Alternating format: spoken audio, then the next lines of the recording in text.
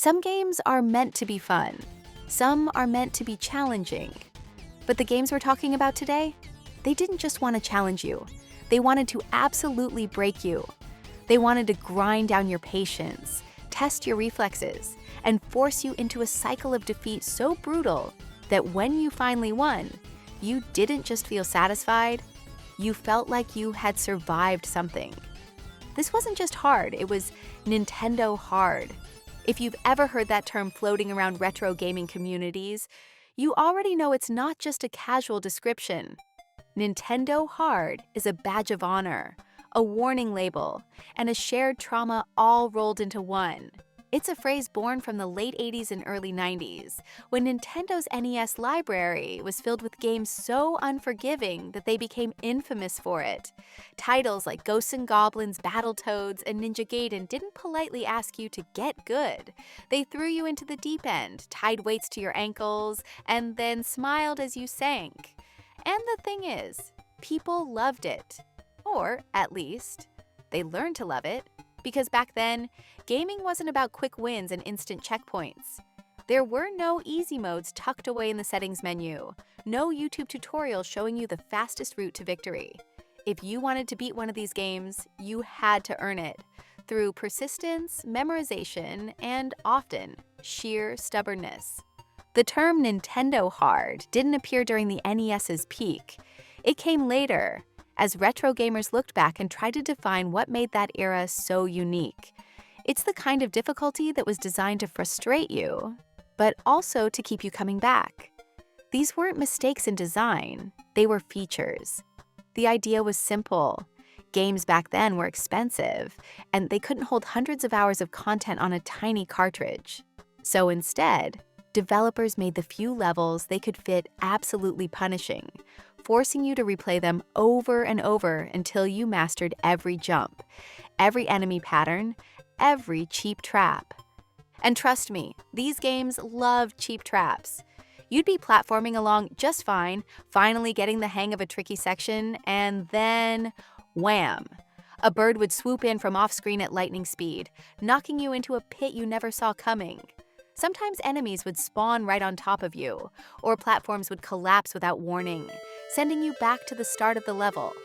And if you thought you could just brute force your way through with enough continues, well, good luck, because most games back then gave you a limited number of lives. Once they were gone, it was game over. And not checkpoint game over. I mean, start the entire thing from scratch game over. But here's the twist. This wasn't just about difficulty for difficulty's sake. It actually shaped the way people played games, and even the way we talked about them. Back then, beating a hard game wasn't just personal satisfaction, it was status. If you were the kid who could finish Mega Man without losing a life, or conquer Battletoads' infamous turbo tunnel, you weren't just good at video games. You were a legend in your neighborhood. And because these games didn't hand you the answers, people found their own ways to cope. Players would gather at school or the local arcade, trading tips, sharing passwords, and swapping secrets like they were passing around classified military intel. Entire communities formed around trying to crack these games wide open. Even Nintendo itself got in on the act, launching the Nintendo Power magazine, which didn't just hype up upcoming releases, it gave you actual strategies to survive them. Without those guides, some games would have been borderline impossible for the average player. The thing about Nintendo hard is that it created this perfect mix of frustration and obsession. You'd put the controller down swearing you'd never touch the game again, only to pick it back up 5 minutes later because you just knew you could get a little further next time. Every loss was a learning experience. Every tiny improvement felt like a massive win. And when you finally cleared that last boss, that rush of victory stuck with you for years. Of course, the style wasn't for everyone. Plenty of people found these games too punishing, too unfair. And even today, the debate continues. Were they examples of great game design that taught players to master a skill? Or were they just artificially padded challenges meant to stretch out a short game into dozens of hours? Whatever your take, one thing's undeniable. Nintendo Hard left a permanent mark on gaming culture. Even now, decades later, you can see its fingerprints in modern titles. Games like Cuphead, Celeste, and Shovel Knight have revived that same spirit, where every death teaches you something, and every victory feels hard-earned. And for those of us who survived the NES era, those games feel like home. A very, very dangerous home. But here's the real question. How did this philosophy of difficulty even start? Why did early Nintendo games adopt this almost masochistic design style? And how did it become such a defining part of the company's legacy? To answer that, we need to go back to the origins of Nintendo Hard. And it starts in the arcades. To understand why early Nintendo games were so brutally difficult, you have to look at where a lot of their design DNA came from, the arcades. In the late 1970s and early 1980s, video games weren't primarily played in your living room. They were played standing up in a noisy, neon-lit arcade where every second of gameplay cost you money. Those arcade cabinets weren't designed to let you cruise through on your first try. They were designed to eat quarters. The formula was simple. Make the first few moments exciting and accessible so anyone could jump in, then steadily ramp up the difficulty to the point where most players would lose fast. That way, if you wanted to keep going, you had to pump in more coins. In business terms, difficulty was profitable. When home consoles like the Nintendo Entertainment System, NES, arrived, they brought many of those arcade-born developers and design habits with them. But now there was a twist. There were no quarters to collect. So why keep the same punishing style? The answer comes down to value and limitations. Let's start with limitations. NES cartridges could only store a tiny amount of data compared to modern games. We're talking kilobytes, not gigabytes. There was no way to pack in sprawling open worlds or hundreds of levels. Developers had to make do with what they had, and one way to make a game last longer was to make it harder. If you have 5 short levels, but it takes the average player weeks to master them, suddenly your game feels like it has longevity. And then there's the question of value. In the mid to late 80s, buying a new NES game could set you back the equivalent of $70 to $90 in today's money. For a kid, or even an adult, that was a serious investment. If a game could be beaten in an afternoon, people would feel ripped off. High difficulty stretched out the experience, forcing players to replay the same sections over and over until they became experts. Some developers took this philosophy further than others. Ghosts and Goblins, for example, wasn't satisfied with you beating it once. You had to beat it twice in a row to see the real ending. Mess up in the second run? Back to the start. That wasn't an accident. It was intentional design meant to squeeze every drop of challenge from limited content.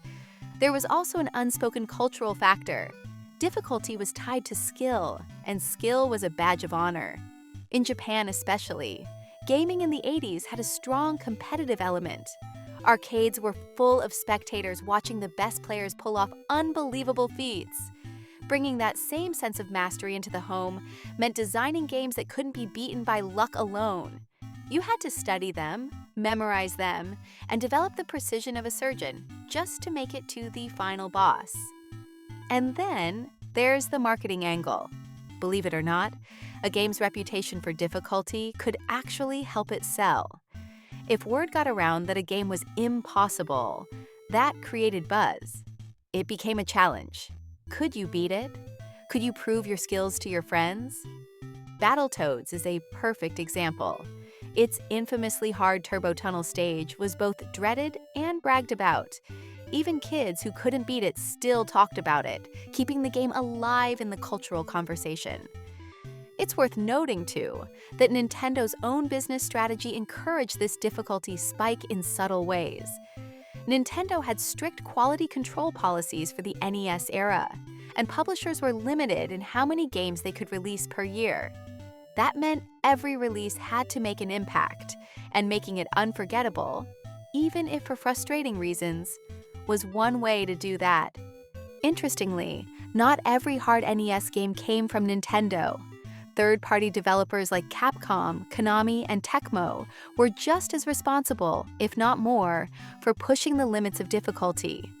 Mega Man demanded you figure out the right boss order to make the game manageable. Ninja Gaiden punished you with enemies that respawned instantly the moment you scrolled the screen a pixel too far. And Castlevania didn't just throw enemies at you, it threw them in ways specifically designed to knock you into pits. The end result was a generation of games that didn't care about being fair by modern standards. They cared about being memorable, about giving you a story to tell, about keeping you glued to that flickering CRT screen for hours. And in that sense, the Nintendo hard era wasn't just about copying arcade difficulty. It was about weaponizing it for a new kind of audience. But here's the thing. When you make games this hard, players are going to adapt. They're going to find ways to fight back. And that's exactly what happened. Players didn't just survive Nintendo hard. They built entire communities around it. And that brings us to the next part of the story. How kids on playgrounds, strategy guides, and even Nintendo itself created an underground network to survive the madness. When people talk about Nintendo hard, it's not just some vague sense of difficulty. They're often thinking of very specific games, the kind that burned their patterns into your muscle memory and haunted your dreams. These games didn't just test your skills.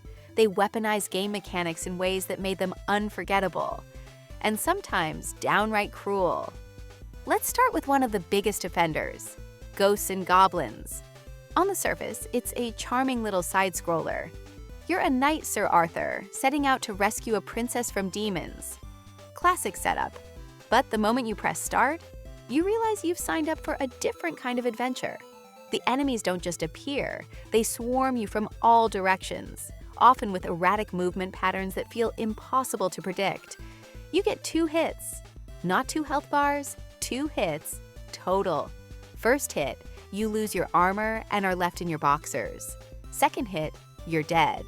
And even if you somehow survive to the end, surprise, you haven't really beaten the game. To see the true ending, you have to start over and do the entire thing again. Same levels, same enemies, same death traps, just harder. That's Nintendo hard, distilled into one game, punishing difficulty disguised under a playful exterior. Then there's Mega Man. Now, Mega Man didn't necessarily feel unfair, at least not at first, but it was all about precision. You had to learn which boss to fight first, because each one had a weakness tied to another boss's weapon. Fight them in the wrong order, and the game became exponentially harder. Even when you did know the correct order, the levels themselves were full of tight jumps, disappearing platforms, and enemies placed specifically to mess with your timing. Mega Man's difficulty wasn't just about fast reflexes. It was about knowledge. The game practically dared you to master it through trial, error, and memorization. And if Mega Man was a game of patience and calculated movement, Battletoads was pure chaos. The first few levels lull you into thinking, okay, this is manageable, and then you hit the infamous turbo tunnel. If you've never played it, imagine riding a jet-powered speeder bike through a series of obstacles at breakneck speed, where a single mistake means instant death. The thing is, it's not just fast, it's faster than human reaction time. You can't just rely on reflexes. You have to memorize the course. Every jump, every barrier, every split-second dodge has to be ingrained in your brain. And just when you think you've got it, the game throws in new obstacles with no warning. For many players, the turbo tunnel wasn't just a level, it was the end of the game. Then we have Ninja Gaiden, which introduced a different kind of cruelty: enemy respawns. In most games, if you cleared a section of enemies, you could breathe easy for a few seconds. Not here. Move the screen even a hair backwards, and enemies would instantly respawn in the exact same spot. And they weren't just any enemies. They were often fast, aggressive, and positioned so they could knock you into pits. Oh, and if you lost all your lives at the final boss, you didn't just restart the fight, you got booted 3 stages back. Even Castlevania, a beloved classic, had its own sadistic streak. The stiff jump mechanics meant that once you committed to a leap, there was no adjusting midair. Combine that with enemies deliberately placed to knock you backwards into hazards, and you had a recipe for frustration. The game also loved throwing boss fights at you with minimal room to maneuver, making every encounter feel like a high-stakes dance. And while these examples are some of the most famous, they weren't alone. Titles like Contra pushed players to their limits, with relentless enemy waves and one-hit deaths. Silver Surfer, yes that one, gave you huge, slow hitboxes and almost no room for error. Even kid-friendly looking games like The Adventures of Bayou Billy hid brutal difficulty spikes behind cheerful box art. The signature mechanics that define Nintendo hard can be boiled down into a few key traits: limited lives and continues. Once you ran out, it was back to the start. No mercy. Sparse or non-existent checkpoints. Fail and you replay huge chunks of the game. Unpredictable enemy placement. Enemies spawning off-screen or right in your path. Memorization-heavy obstacles. Patterns that could only be beaten by repetition. Punishing death consequences. Losing progress, losing upgrades, or even starting the whole game over. The magic, or madness, of these mechanics was that they created tension. Every jump mattered. Every decision had weight. If you made it past a hard section, your hands were sweating, your heart was racing, and you were hooked. These games didn't let you coast. They kept you locked in, fully engaged, every second. And while some players hated that level of stress, others thrived on it. It became part of the identity of gaming in the NES era. These challenges separated the casuals from the diehards, the weekend players from the legends who could clear Contra without losing a life. But as difficult as these games were, players didn't just give up. They adapted. They traded strategies. They formed little communities, long before online forums existed, to share knowledge and survive these digital gauntlets together. Which brings us to the next part of our story, how Nintendo Hard wasn't just something you faced alone, but a challenge that built entire networks of players working together to overcome it. If you grew up in the NES era, you probably remember that feeling. Sitting cross-legged on the carpet, gripping the controller so hard your knuckles turned white, and muttering under your breath, "One more try," even though you'd said that 20 tries ago. That's the paradox of Nintendo Hard. These games made you want to throw your controller at the wall, but they also made you want to come back. So why? Why did games that seemed almost designed to frustrate us also manage to become so addictive? This is the psychological magic trick behind most Nintendo Hard titles. They were brutal, but they were learnable. The first time you played, a level seemed impossible. The enemies were too fast, the jumps too precise. But on the next attempt, you'd get a little further. You'd make it past that tricky jump. You'd dodge that enemy that got you last time. That small improvement was a rush. It told your brain, you're learning, you're getting closer. It's the same dopamine loop that makes people retry difficult songs in rhythm games, or keep going back to a claw machine. The possibility of victory, even if it was just out of reach, was enough to keep you locked in. Modern games are forgiving. You die, you respawn at a checkpoint, you lose a boss fight, you try again from right before it. NES games didn't work like that. In many cases, losing all your lives meant starting the entire game over. Hours of progress, gone in seconds. That punishment made the stakes feel real. Every level wasn't just another obstacle, it was a gamble. The further you got, the more tense it became, because failure meant losing something you had invested serious time into. That tension amplified the satisfaction of making it through, because you knew how much you'd risk to get there. Here's the funny thing. While some NES games were straight up cheap, looking at you, Ninja Gaiden birds, most weren't impossible. They followed patterns. Enemies spawned in the same places. Bosses had attack cycles. If you studied them, you could predict what would happen. That illusion of control made players believe that victory was always possible, even if they kept failing. It wasn't random. It just looked random until you understood the rules. And once you learned the rules, the game stopped feeling unfair and started feeling like a puzzle. That transformation from chaos to mastery was one of the most satisfying feelings in gaming. Beating a Nintendo hard game wasn't just about personal satisfaction, it was social currency. Back in the 80s and 90s, there were no global leaderboards, no achievement pop-ups.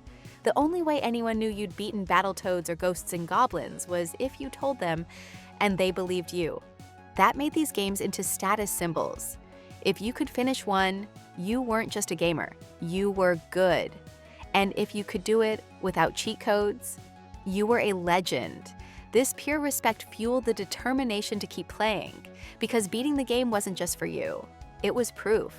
Ask anyone who's beaten a legendarily hard NES game and they'll tell you, the rush is unforgettable.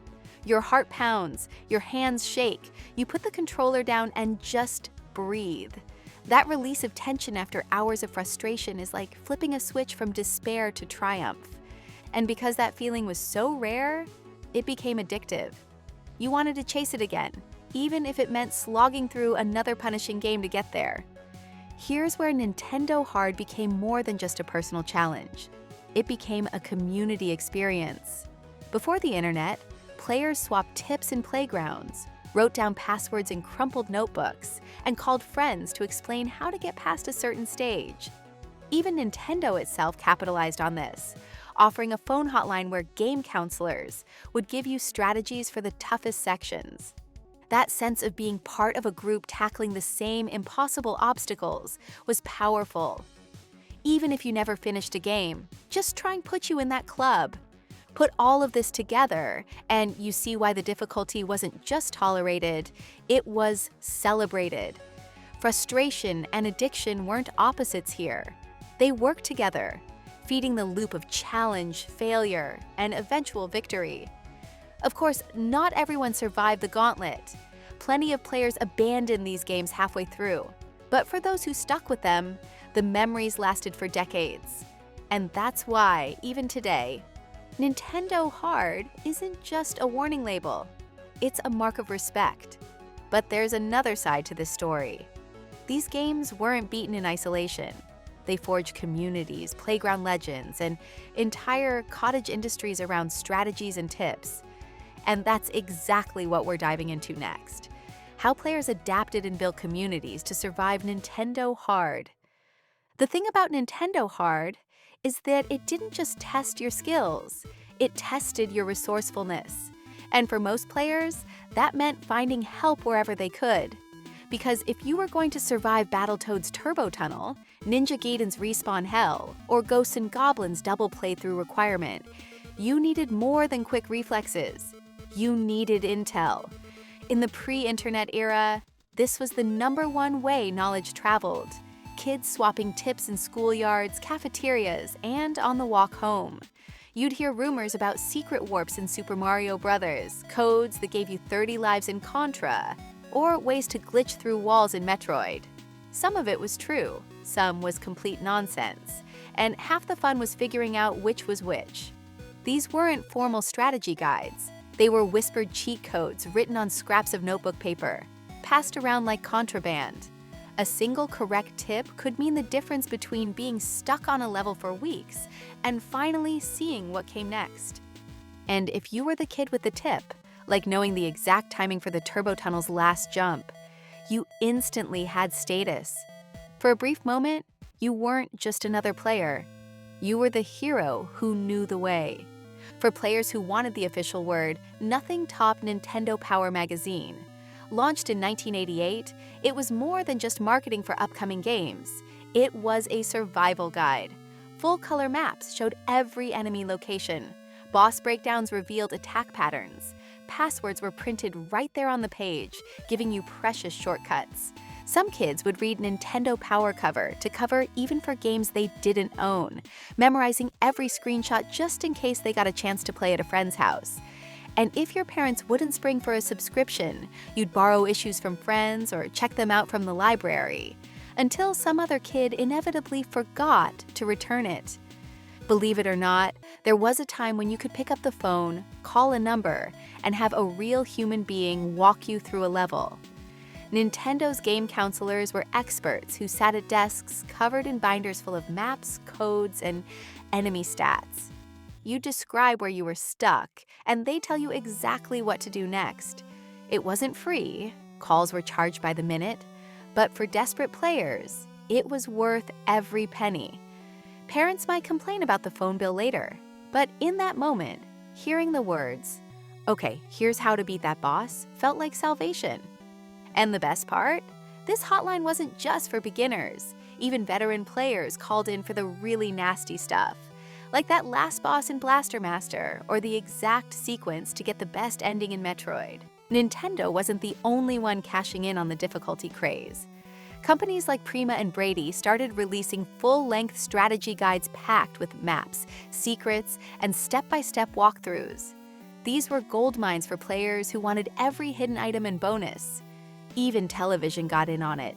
In the UK, shows like Games Master would literally answer viewer letters about tough levels on air. In the US, you had VHS tapes like How to Win at Nintendo Games, where experts explained strategies, sometimes with hilariously outdated advice. One fascinating side effect of Nintendo Hard was that some players didn't just want to beat the game, they wanted to master it. Long before Twitch streams and leaderboards, kids would challenge each other to finish Super Mario Bros. In record time or clear Contra without dying. They'd develop their own speedrunning routes, learning where to take damage intentionally to save time, or how to manipulate enemy patterns for faster kills. These informal competitions pushed the limits of what was possible in a game, and in many ways, they planted the seeds for the speedrunning community we know today. The reason all of this worked, why so many players kept coming back instead of giving up, was because the struggle was shared. You weren't just alone in your living room banging your head against a wall. You were part of something bigger. When someone finally beat that boss or cleared that impossible level, it wasn't just their victory. It was a win for everyone who'd been trading tips and cheering them on. And when you saw someone else pull it off, it made you believe you could too. That's what made Nintendo Hard so unique compared to modern difficulty. Today, if you're stuck, you can just search for a tutorial and watch someone else do it. Back then, the knowledge had to be earned, traded, and passed down. Beating a game didn't just mean mastering the controls. It meant navigating a social web of hints, secrets, and strategies. And that network of players, magazines, hotlines, and playground rumors didn't just help people survive Nintendo Hard. It turned those games into legends. But that legacy didn't end when the NES era faded. The Nintendo Hard philosophy kept popping up in later generations. Not always from Nintendo, but from developers who grew up with those games and wanted to recreate that feeling. And that's where we head next.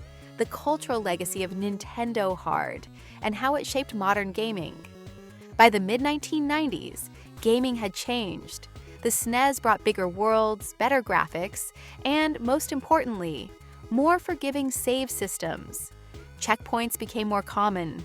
Battery-backed cartridges let you save progress instead of relying on passwords or starting from scratch. But even as technology made games easier to live with, the DNA of Nintendo Hard didn't disappear. It just evolved. A lot of the people making games in the 90s and 2000s had grown up with the NES. They were the kids who stayed up all night trying to beat Mega Man 2 or Contra. And when they started designing their own games, they brought that ethos with them. Some carried it over subtly, adding optional hard modes or hidden challenges. Others made it their entire brand. Look at Ninja Gaiden's revival on the Xbox in 2004. It kept the blistering difficulty, demanding perfect dodges and precision combos, and players loved it. That wasn't a fluke. It was a direct nod to the Nintendo Hard school of game design. Fast forward to today, and you see that same philosophy alive and well in indie hits and even some 808A games. Cuphead. On the surface, it's a gorgeous 1930s cartoon brought to life. Underneath, it's a boss rush nightmare that demands perfect reflexes and punishes even the smallest mistake. Players don't just beat Cuphead, they survive it. Celeste, a brutally precise platformer that combines modern accessibility, instant respawns, assist modes, with the kind of micro-movement mastery that NES games thrived on. Shovel Knight, a love letter to NES-era platformers, complete with tight jumps, limited resources, and enemies placed to knock you into pits, exactly like Castlevania. These games succeed because they capture the thrill of old-school difficulty, but update it with modern design sensibilities. They give you the same dopamine hits without some of the more sadistic elements, like making you restart the entire game from scratch. While it's not from Nintendo, Dark Souls and the entire Souls-like genre owe a huge debt to Nintendo Hard. The difference is in presentation, where NES games often mask their patterns behind unpredictable enemy spawns. Souls games present their rules clearly, then challenge you to master them. This hard but fair philosophy is the spiritual successor to the idea that failure should teach you something. Just like in Mega Man or Contra, dying isn't random. It's a lesson, and that lesson pushes you to try again. Here's where the legacy really becomes clear. Difficulty itself has become a marketing hook again. In the same way, Nintendo Hard was whispered in playgrounds as both a warning and a dare, modern games wear tough as nails as a badge of honor. Elden Ring, Hollow Knight, and Sekiro all turn punishing difficulty into massive selling points. For some players, the idea that a game will fight back is the entire appeal. It's not just about entertainment, it's about proving something to yourself, the same way it was back in the NES era. Retro difficulty also has a powerful nostalgic pull. For players who grew up in the 80s and 90s, revisiting a tough game feels like stepping back into their childhood living room, CRT glow and all. Even the frustration is part of the charm, because it's tied to memories of victory, bragging rights, and shared challenges with friends. That's why you see companies releasing mini consoles loaded with their hardest classics, or developers intentionally using 8-bit graphics and chiptune music to evoke that era. They're not just selling games, they're selling the experience of surviving them. Of course, not everyone is nostalgic for brutal difficulty. Even in the NES era, some players argued that Nintendo Hard was just artificial padding, a way to stretch out a short game without adding more content. That debate is carried over to today. When a modern game is hard, critics ask, is it challenging because it's well-designed, or because it's using cheap tricks to slow you down? The line between fair challenge and player punishment is as thin now as it was in 1988. But whether you love or hate it, you can't deny that Nintendo Hard changed the way we think about difficulty. It made challenge part of a game's identity, not just a setting in the options menu. There's another way the legacy lives on: performance gaming. Esports, speedrunning, and high-skill challenge runs are all rooted in that same idea. The game will test you, and you will get better. Watching someone beat Mike Tyson's Punch-Out, blindfolded, or speedrun Super Mario Bros. 3 in under 5 minutes is thrilling for the same reason it was thrilling to see your friend finally clear Battletoads back in the day. It's skill on display, and it's deeply tied to the culture that Nintendo Hard created. The truth is, Nintendo Hard didn't just make players better at games, it made games better at being games. It showed that a well-crafted challenge could stick in a player's memory for decades. It created communities, fueled competition, and shaped an entire generation's idea of what it means to beat something. But here's the thing. While the legacy is strong, the world of gaming has changed in ways those early developers could never have imagined. So the real question is, would a brand new Nintendo Hard game really survive in today's gaming landscape? That's exactly what we'll explore in the conclusion, where we wrap this up by looking at whether modern gamers have the patience and the pride to take on this kind of challenge today. So now we've traced it, how Nintendo Hard began in the arcades, mutated on the NES, and evolved into one of the most influential design philosophies in gaming history. But that leaves us with one burning question. Would it work today?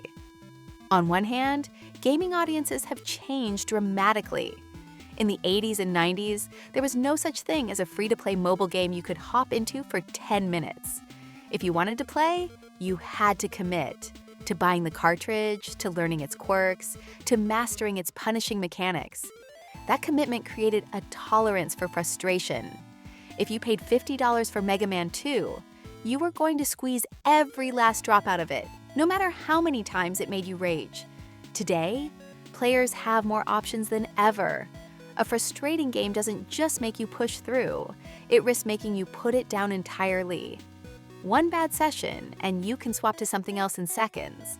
The market is flooded with accessible, instantly gratifying experiences. The patience required for Nintendo Hard is rarer. But here's the twist. Despite that, there's still a hunger for this kind of challenge. Games like Elden Ring and Cuphead prove that if you present difficulty in the right way, players will embrace it. It's not about punishing the player for the sake of it. It's about making every victory feel like a victory. That's the part of Nintendo Hard that never went out of style. And maybe that's the key difference between then and now. In the NES era, difficulty was often a necessity, a way to pad short games and mask hardware limitations. Today, difficulty is a choice, a deliberate design element aimed at a specific audience. You can release a game with adjustable difficulty or assist modes and still have a true challenge hidden inside for those who want it. That wasn't an option in 1988. It was all or nothing. What's fascinating is how the cultural perception has shifted. Back then, beating a hard game was mostly about personal bragging rights among your friends. Now, it's a performance you can broadcast to the entire world. Speedruns, no-death runs, and blindfold challenges aren't just feats. They're entertainment, and they carry the same energy as those playground boasts, just on a global scale. But there's also a danger in romanticizing it too much. Some of those NES games weren't hard because they were brilliantly designed. They were hard because they were cheap. Random enemy spawns, instant death traps with no warning, and progress loss that felt like punishment instead of challenge. These aren't things most modern players would tolerate without walking away. So maybe the real lesson from Nintendo Hard isn't make games as hard as possible. It's make them memorable. Because whether you loved them or hated them, you remember the games that tested you. You remember the boss that took you 30 tries. You remember the moment your hands were shaking after finally clearing a stage. You remember the sound of the victory jingle after hours of failure. And that's why Nintendo Hard still matters. It wasn't just about the struggle. It was about the story you could tell afterward. The war stories, the shared suffering, the glory of saying, yeah, I beat that game. So here's my question to you. If a brand new NES-style game dropped tomorrow, complete with limited lives, no save points, and levels that could take weeks to master, would you actually play it? Would you embrace the frustration for the payoff? Or have we all been spoiled by checkpoints, autosaves, and easy modes? Because maybe that's the ultimate test. Not of skill, but of patience. And maybe, just maybe, that's the real meaning of Nintendo Hard.